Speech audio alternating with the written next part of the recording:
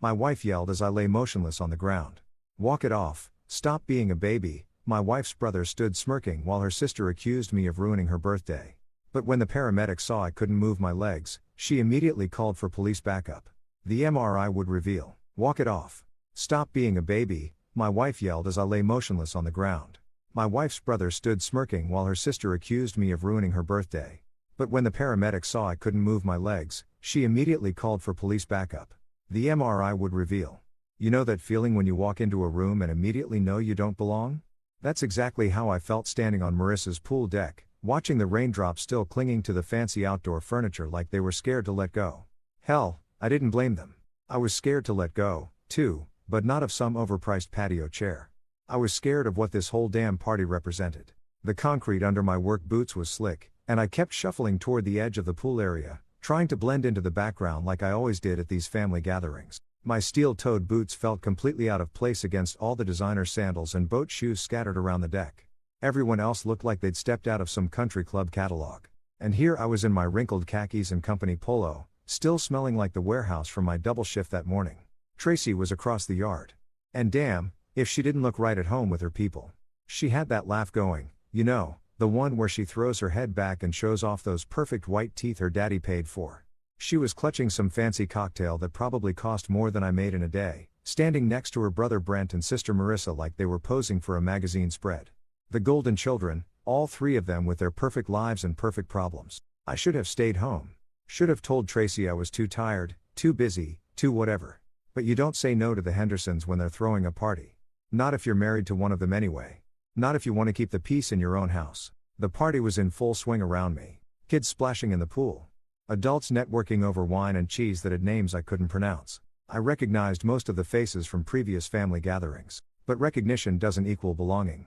These people knew exactly what I was, Tracy's blue-collar husband who didn't quite fit their mold, the guy who fixed things and moved boxes while they moved money and made deals. I was minding my own business. Really, I was just standing there watching the water ripple in the pool, thinking about how much overtime I'd need to pull to afford the electric bill this month when I saw him coming. Brent, that swagger of his that screamed privilege and entitlement from 50 yards away. He had that look in his eyes, the same one he'd had since the day I married his sister. That look that said he was about to have some fun, and I was going to be the entertainment. Everett. His voice cut through the party chatter like a knife through butter. There's my favorite brother-in-law. Favorite and only. But who's counting? I forced a smile and gave him a nod. Hey, Brent. Hell of a party. You know what this party needs? He was grinning now. That shark-like smile that made my stomach twist. Some excitement. Some real fun. I could feel the eyes on us already. The other guests, sensing something was about to happen, turning to watch like we were the main event. This was how it always went with Brent. He needed an audience for his games, needed witnesses to his dominance. And I was always his favorite target. Come on, Everett, he called out loud enough for everyone to hear. Let's show these people some real fun. I took a step back, my boots scraping against the wet concrete. I'm good, man. Really, just enjoying the party. But Brent wasn't taking no for an answer. He never did. That's when I felt his hand clamp down on my arm. Not friendly, not playful, but possessive, like I was his property to do with as he pleased. No, I said, trying to keep my voice calm, trying not to make a scene. Brent, I'm in my work clothes, man. I don't want to. Don't be such a buzzkill. Tracy's voice cut through my protests like she was scolding a child. She didn't even look up from her conversation, just waved her hand dismissively in my direction. It's Marissa's day, Everett. Stop being so damn dramatic. Dramatic. That was always her word for me when I tried to set boundaries, when I tried to say no to her family's idea of fun, when I didn't want to be the butt of their jokes or the target of their games. Dramatic. Marissa chimed in from across the deck, her voice sharp with irritation. Seriously, Everett, can you just go along with something for once? This is supposed to be my special day. The crowd was watching now. All of them waiting to see what would happen next. Waiting to see if I'd be a good sport or if I'd ruin the party with my drama. The pressure was suffocating, but it was familiar, too. This was how it always went in Tracy's family. You played along with their games or you were the problem. Brent's grip tightened on my arm. See, even the birthday girl wants you to have some fun. Come on, little brother. Little brother. I was 34 years old, but to Brent, I'd always be the little brother who needed to be put in his place. The outsider who needed reminding of where he stood in the family hierarchy. Brent, please, I tried one more time, but my voice was drowned out by his laughter and the encouraging calls from the crowd. Someone shouted, do it. Someone else was already pulling out their phone to record whatever was about to happen. That's when Brent spun me hard, like I was a toy, like I weighed nothing at all. The world tilted sideways and I felt my feet leave the ground. For a split second, I was airborne, completely at the mercy of momentum and gravity and Brent's idea of entertainment. I wasn't a child. I was a grown man with responsibilities and bills and a bad back from years of warehouse work. But in that moment, spinning through the air with the sound of laughter filling my ears, I felt as helpless as a kid being bullied on a playground. The edge of the pool was right behind me. I could see it rushing toward me as I spun. Could see the concrete steps that led down into the water. Hard, unforgiving concrete that didn't care about birthday parties or family dynamics or keeping the peace. This was supposed to be just a joke, right? Just Brent being Brent. Just family fun that I'd laugh about later. That's what Tracy would say afterward. What they'd all say, just harmless fun that went a little too far. But as I felt Brent's hands release me, as I felt myself falling backward toward those concrete steps, I knew this wasn't going to be funny at all. You ever have one of those moments where everything slows down like you're watching it happen to someone else? That's exactly what it felt like when Brent let go of me. 1 second I was spinning through the air like some kind of twisted carnival ride and the next I was watching myself fall backward in what felt like slow motion. My arms were flailing, trying to grab onto something, anything. But there was nothing but empty air and the sound of people laughing. The laughter was the worst part. Not the falling, not even the fear of what was coming, but hearing all these people finding my terror hilarious. Like my panic was the punchline to some joke I wasn't in on. I could see Tracy from the corner of my eye as I spun.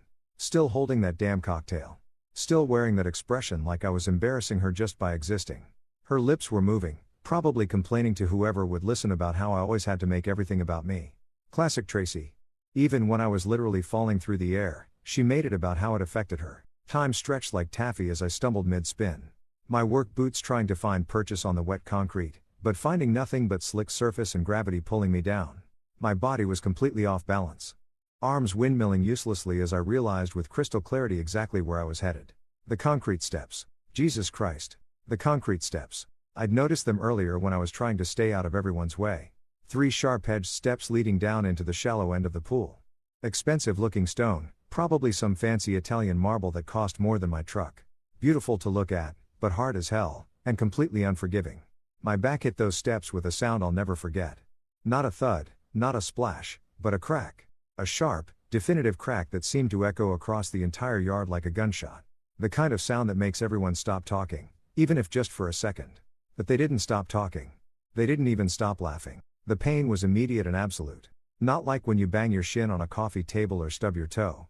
This was different. This was my entire world suddenly narrowing down to one single point of agony that radiated out from my lower back like lightning. I tried to suck in air, but my lungs felt like they'd forgotten how to work. I was lying there on those damn steps, half in the pool, half out. My work shirt soaked through and clinging to my skin. The water was warm against my back, but I couldn't feel anything below my waist. Nothing. Like someone had just erased the bottom half of my body. Walk it off, Everett, Tracy's voice cut through the haze of pain and shock. She was actually shouting at me, her voice sharp with irritation and embarrassment. You're embarrassing us. Don't be such a baby. A baby? I couldn't feel my legs, couldn't breathe properly, and she was calling me a baby in front of all her friends and family. I tried to turn my head to look at her, try to make her understand that something was seriously wrong, but she wasn't even looking at me. She was looking at her guests, probably trying to gauge how much damage control she'd need to do. Marissa's voice joined in from somewhere near the patio. Of course, she said, her tone dripping with frustration. Of course, he pulls this drama on my birthday. My one special day. And he has to make it all about him. My one special day. Like I planned this. Like I'd asked Brent to grab me and throw me into her fancy pool steps just to steal her thunder.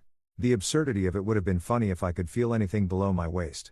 I tried to speak, tried to tell them that something was really wrong, but my voice came out as barely a whisper. I can't move my legs. The words hung in the air for a moment, but nobody seemed to hear them over the sound of their own complaints and excuses. Brent was somewhere behind me, probably trying to figure out how to spin this into another joke. The other guests were starting to drift back to their conversations. The entertainment apparently over. But then everything changed. Samantha, one of Marissa's friends, who I'd barely noticed before, suddenly appeared beside me. While everyone else was bitching and moaning about their ruined party, she was actually looking at me. Really looking with a kind of focused attention that made me realize she wasn't just another country club princess. Hey, she said, her voice calm but urgent as she knelt down next to me. Hey, can you hear me? I nodded, or tried to. Everything felt disconnected, Like my head was floating separately from the rest of me. I need you to try something for me, okay? Her hands were moving over my legs, checking for something I couldn't understand. Can you feel this? She pressed down on my shin, then my thigh, then my ankle. Nothing. Absolutely nothing. Can you wiggle your toes for me? I tried. God, I tried so hard. I stared down at my feet, willing them to move, concentrating every ounce of energy I had left on just making my toes twitch. But it was like sending signals to a phone that had been disconnected. The message wasn't getting through. Samantha's face went white. Not pale, not concerned, white. The color drained out of her cheeks so fast. It was like watching someone pull the plug on a bathtub. Nobody touch him, she said. Her voice suddenly carrying the kind of authority that made everyone stop what they were doing. Nobody move him at all. The laughter died. Finally, blessedly, the laughter died. What's wrong with him? Tracy's voice had changed now, less irritated and more worried. Like maybe she was starting to realize this wasn't just me being dramatic. This could be spinal, Samantha said, already pulling out her phone. This could be really, really bad. Spinal? The word hung in the air like a death sentence. I knew what that meant, even through the shock and pain. I'd seen enough movies, heard enough stories. Spinal meant wheelchairs. Spinal meant never walking again. The concrete steps were still digging into my back, but I couldn't feel them anymore. Couldn't feel the warm pool water lapping at my sides. Couldn't feel my legs at all. Just dead weight. Just nothing. The shift in the air was instant. One moment, everyone was treating this like some slapstick comedy routine. And the next, Samantha's voice cut through the party chatter like a scalpel through skin. Everyone back up. Now, she wasn't asking. She was commanding. And something in her tone made even Brent shut his mouth for once. I mean it. Get away from him. Nobody touches him. Nobody moves him. Nobody does anything. I was still lying there on those concrete steps feeling like I was watching this whole scene unfold from somewhere outside my own body. The pool water was getting warmer around me. Or maybe I was just getting colder. Hard to tell when half your body has basically gone offline.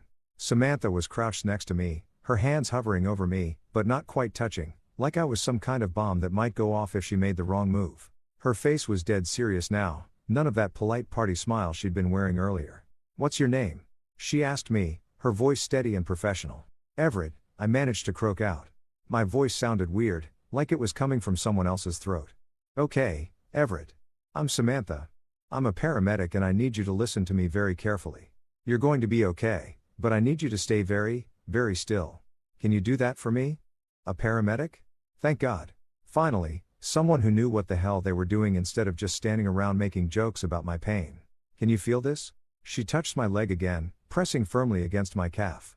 I stared down at her hand, willing myself to feel something, anything. But it was like watching someone touch a mannequin. I could see it happening, but there was no sensation, no connection between what my eyes were seeing and what my body should have been feeling. No, I whispered. Nothing. She nodded grimly and pulled out her phone. But before she could dial, Brent decided to open his big mouth again. Come on, Sam, he said with that forced laugh that meant he was starting to get nervous. It was just horseplay, guys. Probably just winded, you know? Maybe pulled a muscle or something. Horseplay. Jesus Christ. He was still calling it horseplay.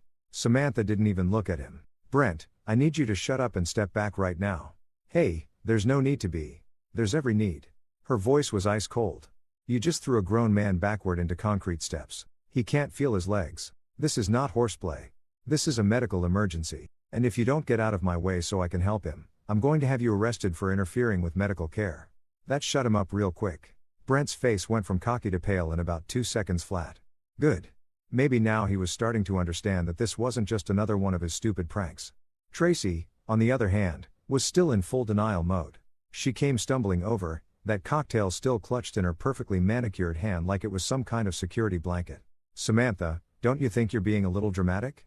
She was using that voice, the one she used when she was trying to manage a situation without actually dealing with it.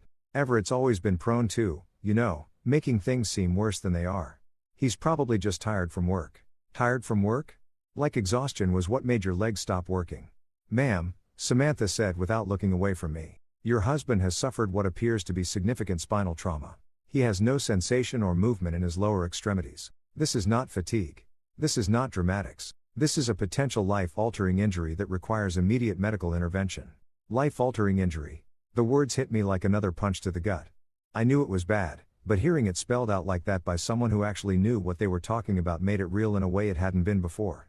Samantha was already dialing 911, holding the phone to her ear with one hand while keeping the other positioned near me, ready to stop anyone who might try to move me. "This is Samantha Rodriguez, off-duty paramedic," she said into the phone, her voice crisp and professional. "I need an ambulance at 1247 Oakwood Drive. Adult male, approximately 34 years old. Possible spinal cord injury following blunt force trauma to the lumbar region. Patient is conscious and alert but reports complete loss of sensation and motor function in both lower extremities." The way she talked, so calm, so precise, it was both reassuring and terrifying at the same time. Reassuring because finally someone was taking this seriously, terrifying because the clinical language made it sound even worse than I'd thought. "No, do not attempt to move the patient," she continued into the phone. Mechanism of injury was a backward fall onto concrete steps following forceful spinning motion. "Yes, I'll stay on the line." Tracy was starting to pace now, her heels clicking against the wet concrete like a metronome counting down to disaster. "This is ridiculous," she muttered loud enough for everyone to hear. "He's going to be fine. He's always fine. This is just Everett being Everett." But even as she said it, I could hear the doubt creeping into her voice.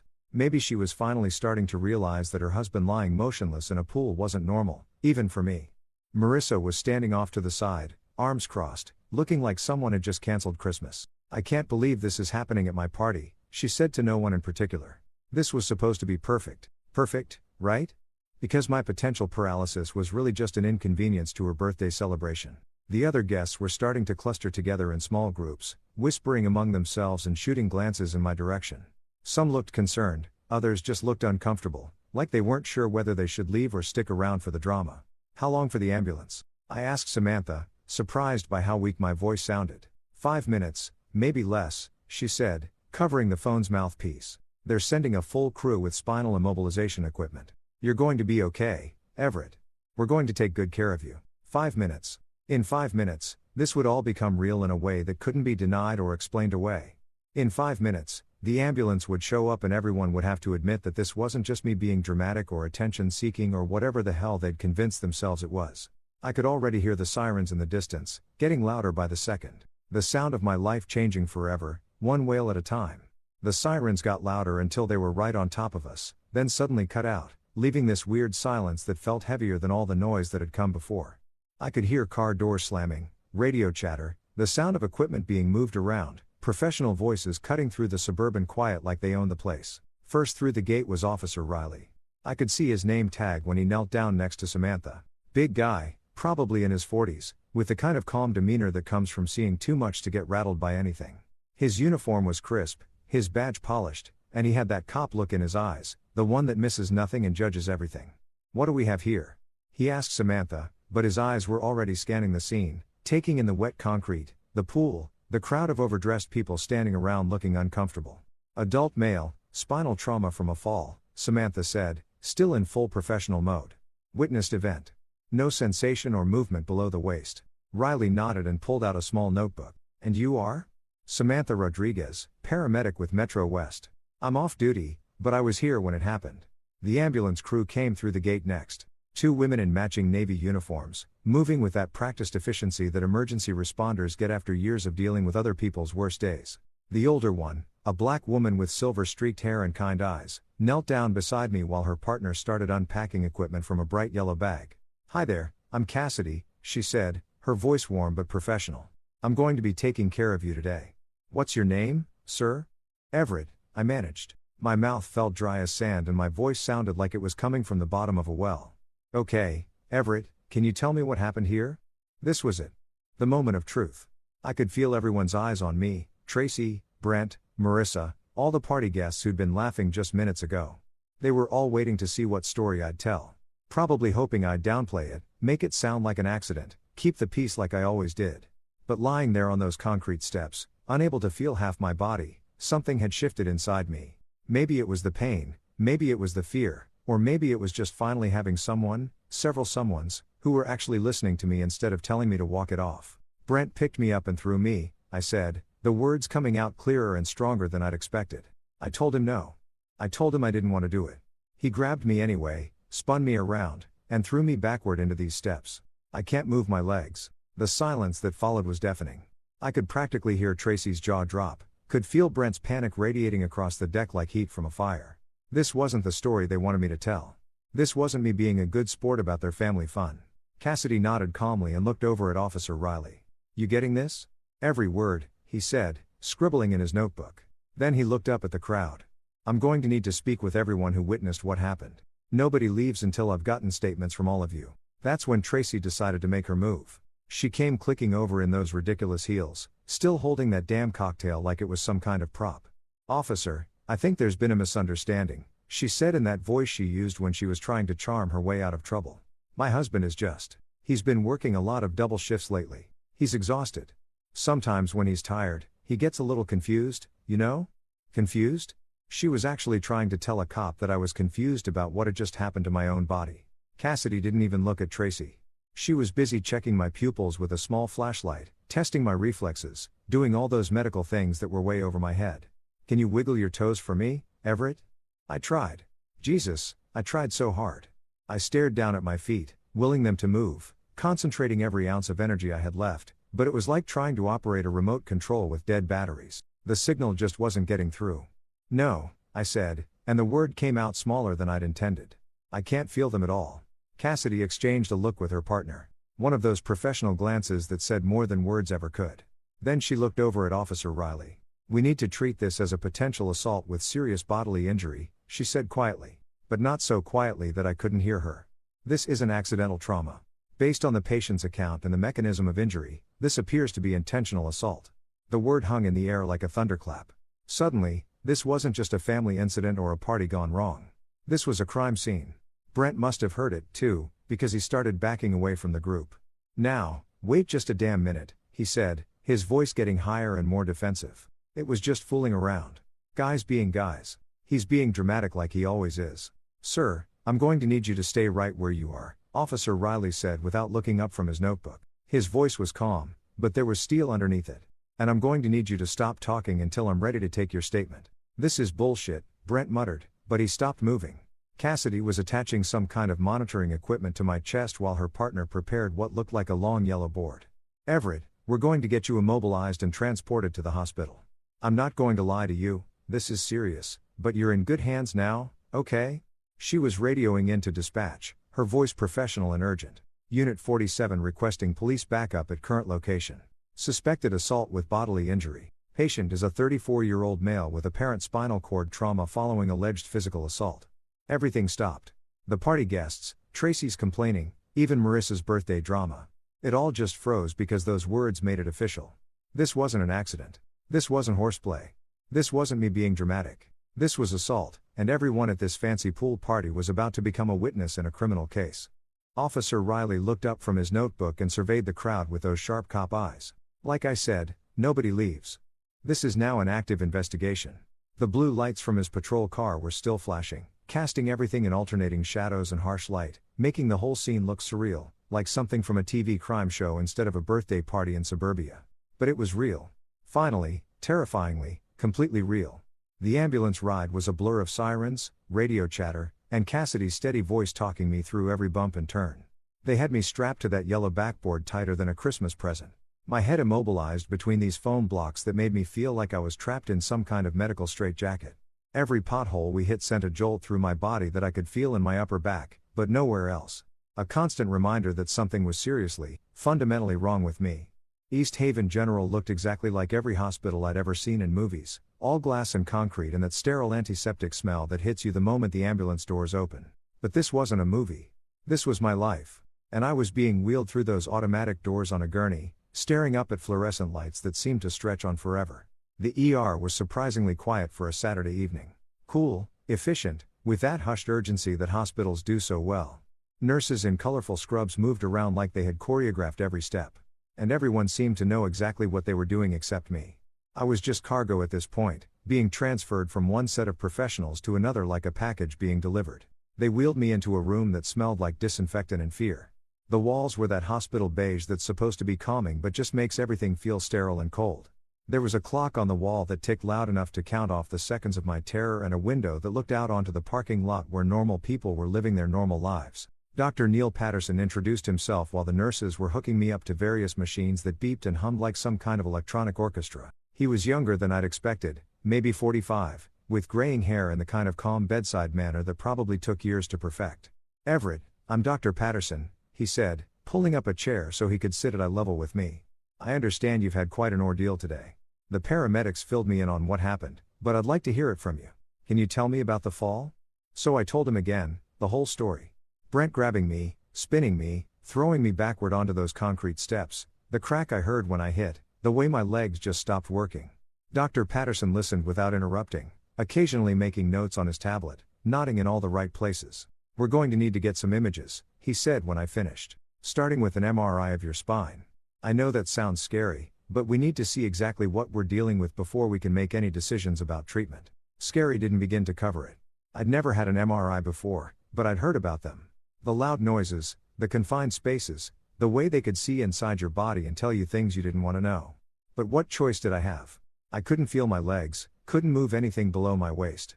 I needed answers, even if those answers were going to destroy my life. The MRI machine looked like something from a science fiction movie. This huge white tunnel that hummed with barely contained energy. They slid me in there like I was being fed to some kind of technological monster.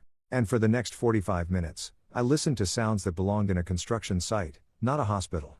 Banging, whirring, clicking like someone was building a house around my head. I tried not to think about what they might find. Tried not to imagine the worst case scenarios that kept playing in my head like a broken record. Wheelchair, paralysis, never walking again, never being able to work, to support myself, to be anything other than a burden. When they finally pulled me out of that machine, Dr. Patterson was waiting with another doctor. A woman this time, older with silver hair and the kind of serious expression that makes your stomach drop before anyone says a word. Everett, this is Dr. Celeste Warren, Dr. Patterson said. She's our spine specialist and she's been reviewing your images. Dr. Warren pulled up a chair on the other side of my bed and opened a tablet that showed what looked like cross-sections of my back. Black and white images that meant nothing to me, but apparently told her everything she needed to know. Everett, she said, her voice gentle but direct. You have a fresh fracture in your lumbar spine, specifically at the L2 vertebra. That's what's causing your current symptoms. A fracture? I'd broken my back. The words hit me like another fall, another crack against concrete. But Dr. Warren wasn't finished. However, that's not all we found. She swiped to different images on her tablet, pointing to areas that looked damaged, even to my untrained eye. We discovered 3 older fractures in your spine as well.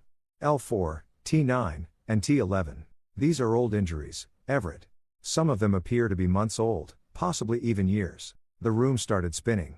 Not metaphorically, literally spinning like I was back on that pool deck being thrown around by Brent. But this was worse than being thrown. This was my entire past being rewritten in black and white medical images. Old injuries? I managed to whisper. Yes, Dr. Patterson said, leaning forward. All of these fractures show signs of repeated blunt force trauma. They're in different stages of attempted healing, which suggests they occurred at different times over an extended period. Repeated blunt force trauma. The clinical language made it sound so sterile, so objective. But I knew what it meant. All those times Brent had played with me. All those falls downstairs that Tracy said were just me being clumsy. All those times I'd hit walls or furniture during his games and been told I was being dramatic when I complained about the pain. My spine had been keeping score this whole time. Every shove, every throw, every accident that wasn't really an accident. It was all there in those MRI images, documented in bone and tissue like a medical rap sheet. The trampoline, I said suddenly, the memory hitting me like a physical blow.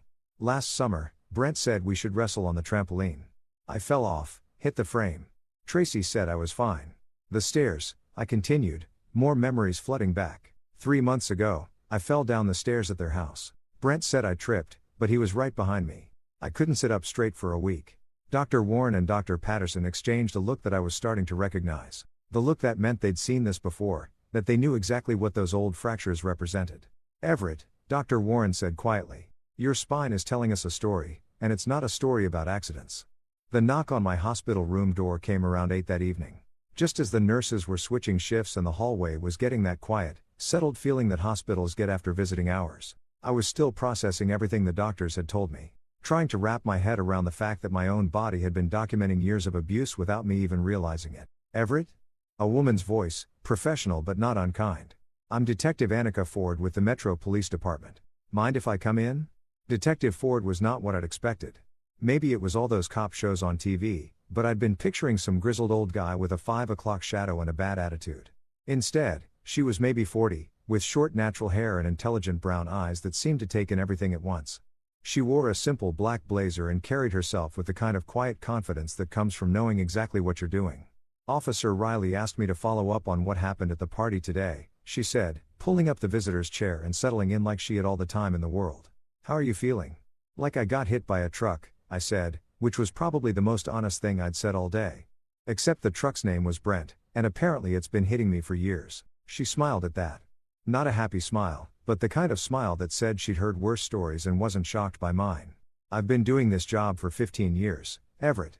I've seen a lot of things. What I'm seeing here tonight is a pattern, and patterns tell stories. She pulled out a tablet and opened what looked like a video file. Before we get into the details, I want to show you something. One of the guests at the party recorded what happened. Are you up for watching it? I nodded, even though part of me didn't want to see it.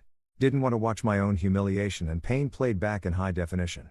But another part of me, the part that had been called dramatic and attention-seeking for years, needed to see the proof. The video was shaky, obviously shot on someone's phone, but it captured everything. There I was standing by the pool in my work clothes, clearly trying to stay out of the way. You could see me backing up when Brent approached. Could hear me saying no. Could see the exact moment when he grabbed my arm. Anyway, let's show these people some real fun.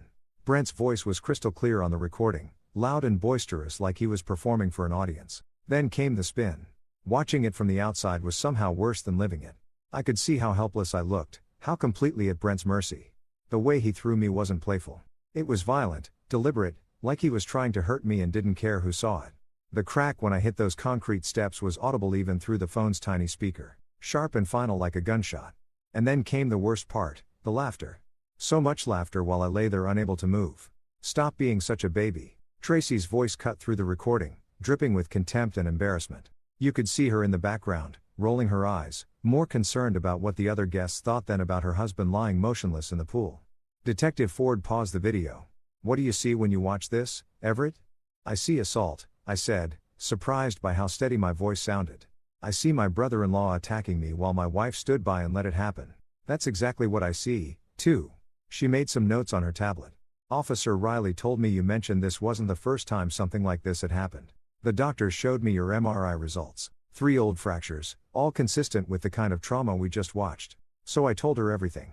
The trampoline incident where Brent had wrestled me off the edge and I'd hit the metal frame hard enough to crack a rib, though we hadn't known it was cracked at the time because Tracy convinced me I was being dramatic about the pain.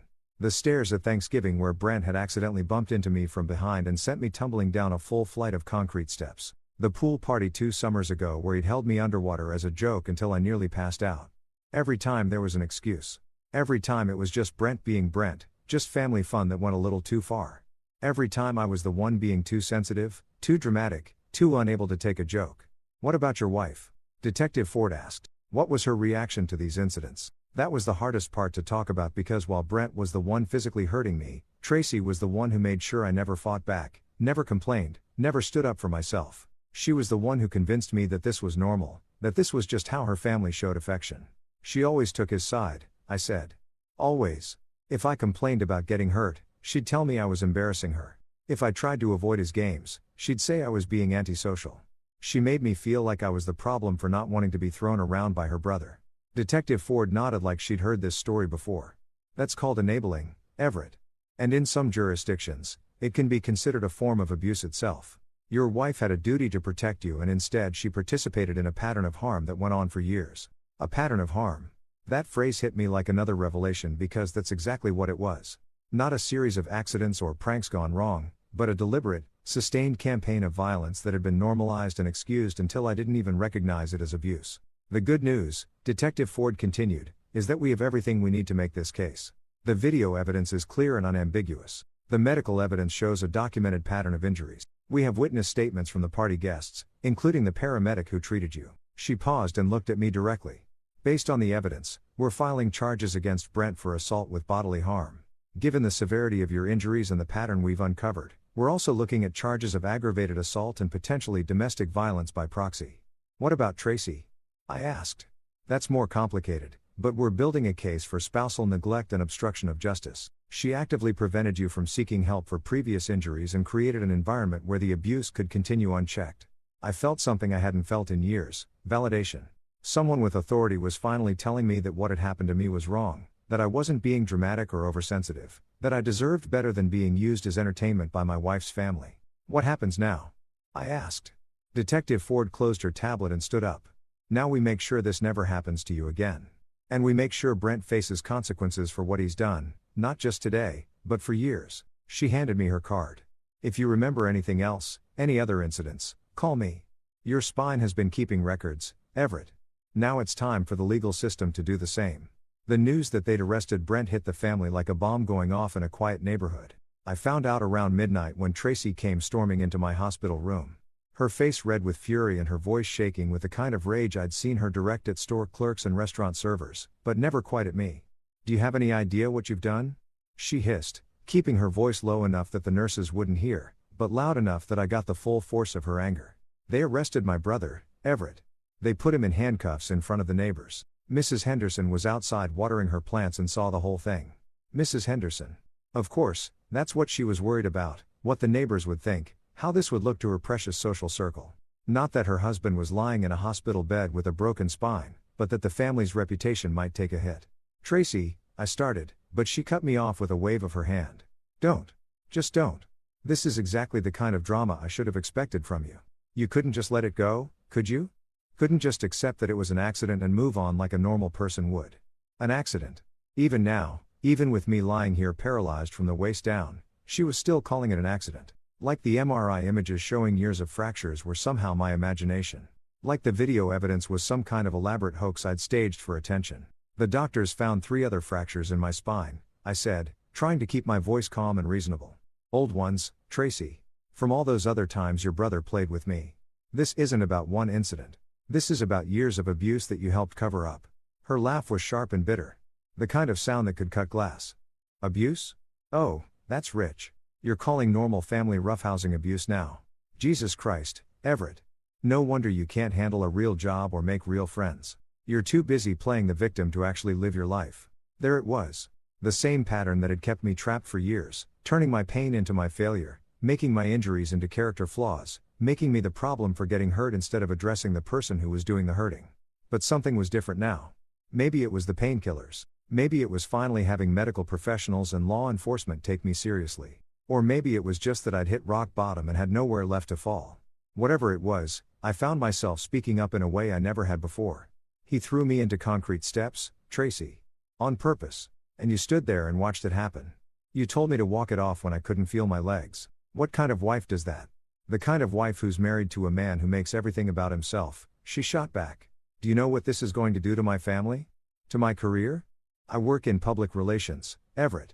How do you think it's going to look when people find out my husband is pressing charges against my brother for playing around at a family party? Her career, her family, her reputation. Not once in this entire conversation had she asked how I was feeling, whether I was in pain, what the doctors had said about my prognosis. It was all about her and how my injury was inconveniencing her life. That's when Officer Riley appeared in the doorway, his expression grim. Mrs. Henderson, I need to speak with you. Tracy turned toward him with that fake smile she used on authority figures. The one that said she was a reasonable person who could surely work out any misunderstanding. Officer, I think there's been some confusion about what happened today. My husband tends to exaggerate. Ma'am, you're under investigation for spousal neglect and obstruction of justice, Riley said, cutting through her charm offensive like a knife through butter. Detective Ford has been reviewing the case and your behavior both today and over the past several years suggests a pattern of enabling abuse and preventing your husband from seeking appropriate medical care. The color drained from Tracy's face so fast I thought she might faint. That's ridiculous. I would never. You told a man with a spinal injury to walk it off, Riley continued. You dismissed his pain as attention-seeking behavior. You actively discouraged him from reporting previous injuries. That's not spousal support, ma'am. That's criminal negligence. Tracy looked at me like this was somehow my fault. Like I'd orchestrated this whole thing just to make her life difficult. Everett, tell him. Tell him I'm not. Tell him this is all a misunderstanding. But I couldn't because it wasn't a misunderstanding. It was exactly what it looked like, a woman who'd spent years enabling her brother's violence against her husband because it was easier than confronting the truth about her family. The explosion came around 2 a.m. Not literally, though it felt like it, but emotionally when my phone started buzzing with text messages from Tracy's extended family. Marissa was furious that her birthday party had been ruined by my drama. Their parents were threatening to sue me for defamation. Cousins and aunts and uncles I barely knew were weighing in with their opinions about what a troublemaker I was. How I'd always been jealous of Brent, How I was tearing the family apart with my lies. The messages kept coming, each one more vicious than the last. They painted me as a manipulative, attention-seeking liar who'd fabricated years of abuse just to destroy an innocent man's life. They said I was weak, pathetic, undeserving of the Henderson family name. They said Tracy deserved better than a husband who would betray her family like this. I was drowning in their anger, suffocating under the weight of their collective denial. When I heard a knock at my door, soft, tentative, nothing like the aggressive entrance Tracy had made earlier. "Everett?" The voice was familiar, but distant, like hearing someone calling your name from the other side of a lake. "It's Talia. My sister." I hadn't seen Talia in almost 2 years. Not since Tracy had convinced me that she was jealous of our marriage and trying to cause problems between us. Looking back now, I realized that Tracy had been systematically isolating me from anyone who might have questioned what was happening to me. Talia stepped into the room cautiously, like she wasn't sure she'd be welcome. She looked older than I remembered. Her brown hair streaked with gray, worry lines around her eyes that hadn't been there before. But when she saw me lying there in that hospital bed, her face crumpled with a pain that looked almost physical. "Oh, Everett," she whispered, and suddenly she was beside my bed, taking my hand in both of hers. "I heard what happened. I came as soon as I could." "Talia," I said, and to my surprise, my voice came out cracked and broken.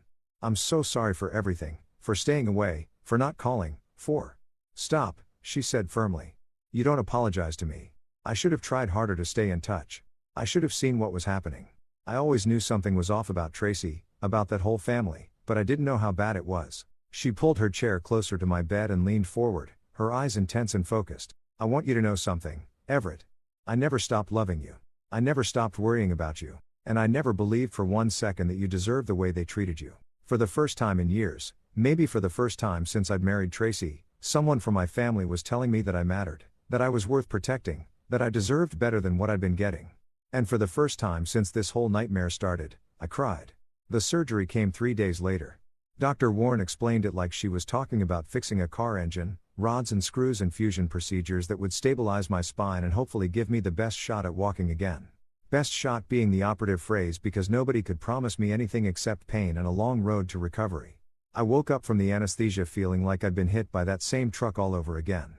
Except this time it had backed up and run me over a few more times for good measure. The incision in my back felt like someone had taken a blowtorch to my spine. And the drugs they gave me for the pain made everything fuzzy and distant, like I was watching my life happen to someone else. But the worst part wasn't the physical pain. It was the fear. Every day I'd stare down at my legs under those hospital blankets and will them to move, to twitch, to give me some sign that the surgery had worked. Some days I swore I could feel something, a tingling or a twinge. But the doctors warned me that phantom sensations were common and didn't necessarily mean anything.